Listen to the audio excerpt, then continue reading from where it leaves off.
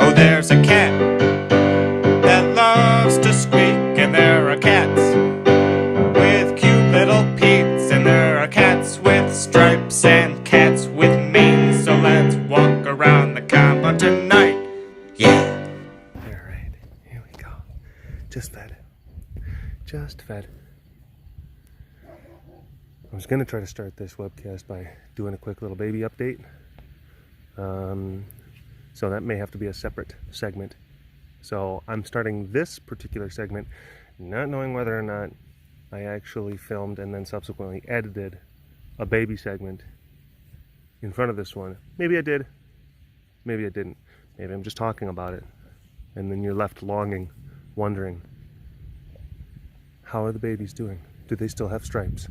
Are they still cute? You never really have those questions answered unless you can actually see them.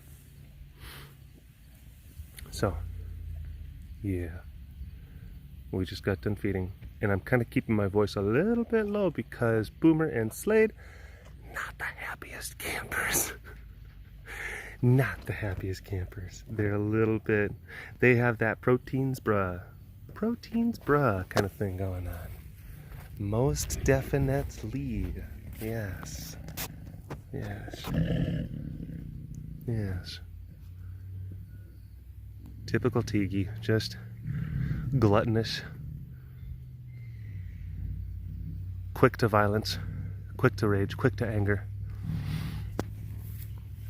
Not like the beautiful, wonderful, and strong Beebees. Who are kind and benevolent.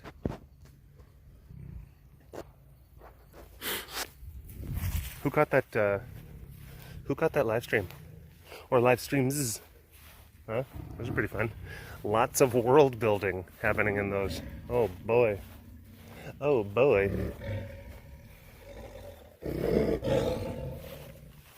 Okay, we're gonna go this way. I want to be able to be a little bit more animated, but I kind of can't. Just because it's gonna upset them more. It's gonna upset them unnecessarily, and I just don't need to do that. Don't need to do that. I can't put on that wacky guy kind of thing. Can't go wacky guy mode right now. Oh gosh, I want to be able to get closer because she is perfect. She is so close. She is in a wonderful, perfect spot. Hold on.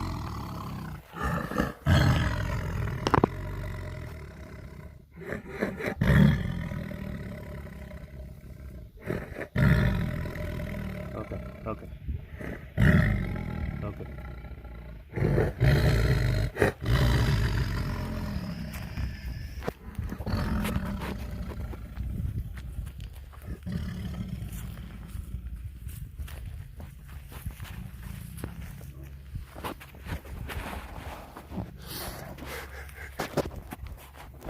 It really is like I have to exit the court of a sultan goddess.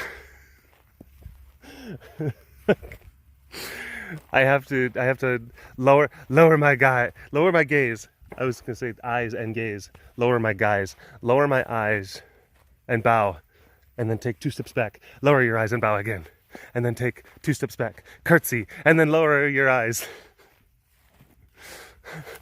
Wait for the bell chimes. Curtsy, bow, lower eyes, curtsy. You may leave. Firebug. Oh yeah. I usually don't just. Oh well. All right. I might just edit it. I might just edit that little part out. Wasn't even thinking. Actually, no. I will. I will. Some of you might be wondering, what is he talking about? And what I'm talking about is editing out such a prominent display of a horse head in Firebug's enclosure. I just had it, and I wasn't even thinking about oh no, you have a horse head like right in the frame. Let's go ahead and not have that so much in there. And I know what the reaction, people say like, no, Derek, it's fine. Look, we can handle it. We can understand it. We get it. I know. I understand that you can. I get it. I get it. But you also have to understand that that particular horse was someone's friend. And the people who donated that animal, they did a lot of research. They talked to Heidi a lot on the phone as far as the process and what it is, and they talked about, you know, what this animal like meant to them and their family. And then, you know, I was the one that had the distinct honor of helping to humanely and lovingly shepherd this animal, I guess, from this mortal coil. And I do see that as I really don't want to get like kind of too kind of mystical and hoity-toity or even toot my own horn on kind of things, but I think it's important, and I look at it like those things. I look at it from the perspective of it being like a sacred thing and a thing of honor. I think it's important to view that, and I wouldn't say that that's like, you know, something that I started. I don't know if it's just like, yeah, no, I'm just doing, it was more of just like a clinical kind of empirical, yeah, this is what I'm doing, and these animals are sick or they're injured or they need to be put down. And doing it for the kitties and all that fun stuff. So you can kind of wrap your head around it. But over time, it has evolved into something a lot more, I don't know, transformative.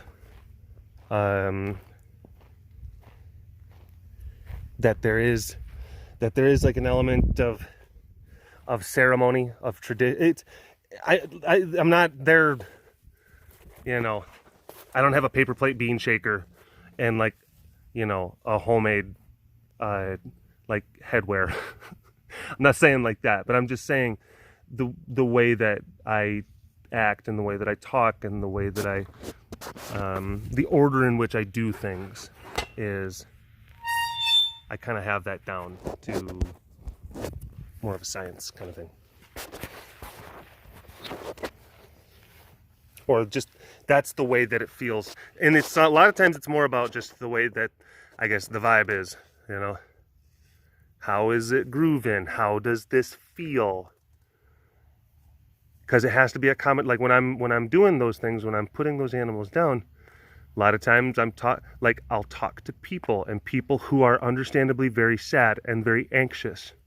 They're sad about what it is that they have to do. They're saying goodbye to their friends. And then they're also anxious about the process. Is this going to be right? Does this person know what they're doing? That's like a big weight.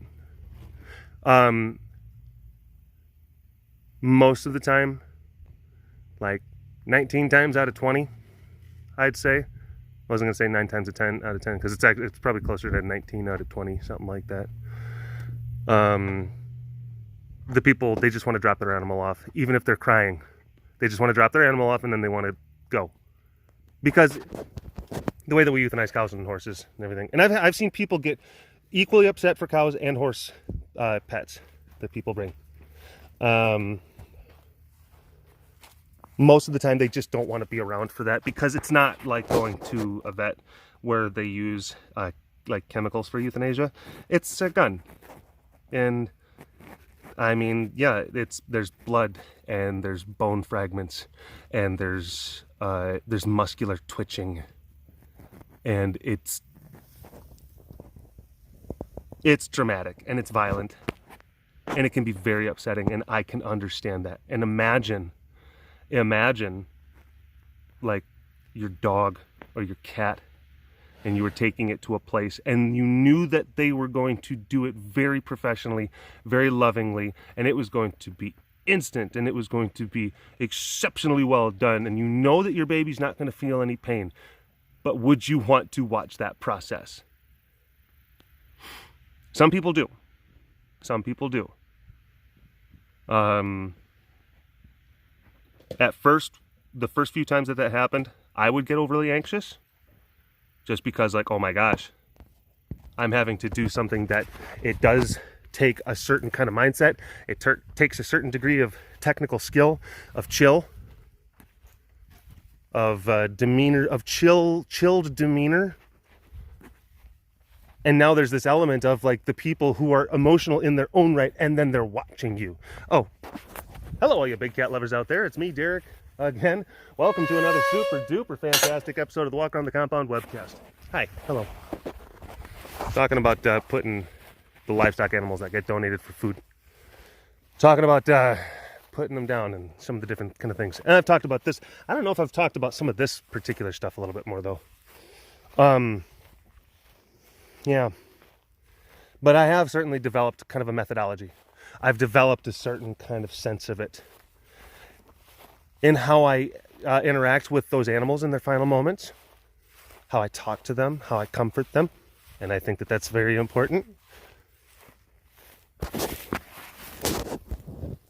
And then also how I talk to the people, because I'll talk to the people too.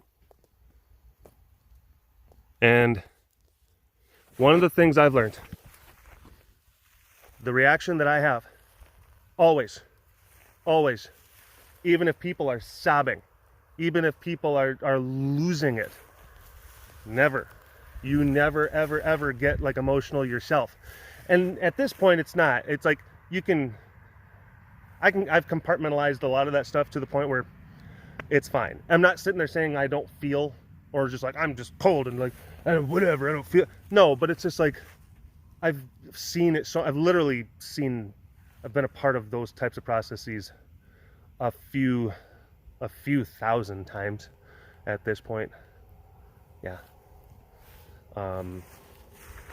And you know how to remove yourself from that. And here's the thing.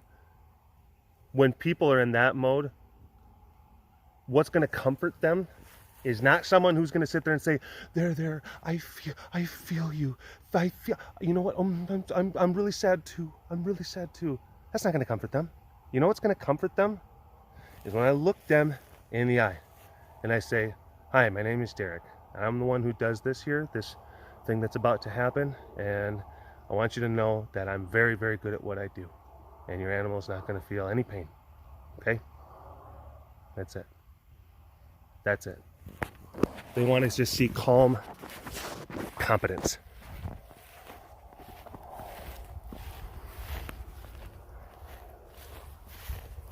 I tell them, I have done this more times than I can count, and I know that your animal is going to be gone before they even hit the ground. I can promise you that.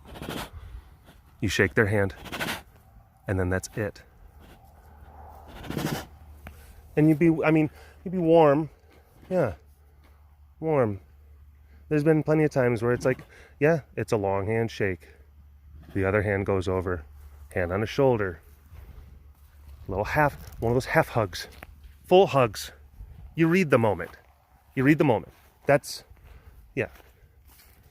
Most of the time though, because you're just dealing with ranchers, you're dealing with folks who are pragmatic and practical people in their own right. And they get it, they know it, and that's what comforts them.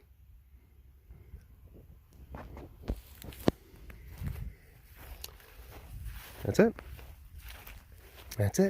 Munch. Munchy. But yeah, that's the way that I go about it. I've had to develop that, where it's a combination where I need the animal who is being brought to the facility. I need them to be calm, and then me, I need to be calm. We both need to be a couple of Fonzies. That's it.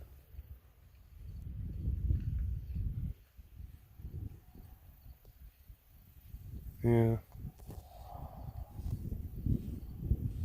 And then what ends up happening is you have this, again, it becomes more of a sacred thing. You're looking at these animals not just as component pieces and parts. You're not looking at them just as commodities. It's, you're looking at them as these beautiful individuals who have lived their lives and are now contributing back, you know, to that whole universal cycle. That's, you get to be a part of that. You know. Well, I think it's about a good time to end it.